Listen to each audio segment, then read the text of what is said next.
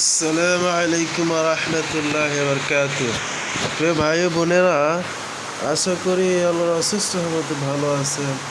তো আজকে আমার একটা বিষয় নিয়ে আলোচনা করব, সেটা হচ্ছে দেখুন, যে কোনো কাজের ভালো মন্দ স্বপ্নের মাধ্যমে জানিবার আমল। আমাদের স্বপ্নের মাধ্যমে আমরা কোনো কাজের ভালো মন্দ জানতে পারতাম বা সিস্টেম বুঝতাম, জানতাম, তাহলে আমাদের জন্য অনেক ভালো হয়, কত না সহজ হইতো দৈনন্দিন জীবনে। তো আসুন আমরা একটু দেখে নেই কীভাবে জানবো সঠিক নিয়মটা কি। দেখুন,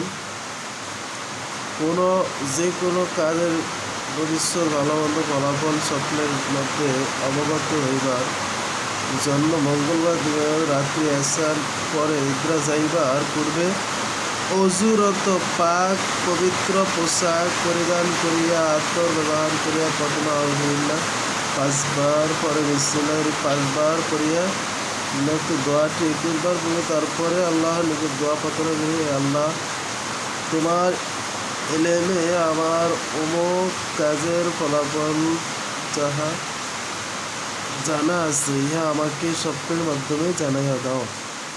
অতঃপর পরিষ্কার পাক বিছানা উত্তরমুখী মস্তক রাখিয়া ডান কাঁধে কেবলামুখী হইয়া নিদ্রা যাইবে। ইনশাআল্লাহ আল্লাহ পাক যদি চান তাহলে জানতে পারবে। প্রয়োজনে এই আমল 3, 5, 7 দিন করিবে। দোয়াটি আছে, এই দোয়াটি আপনারা পড়ে নেবেন।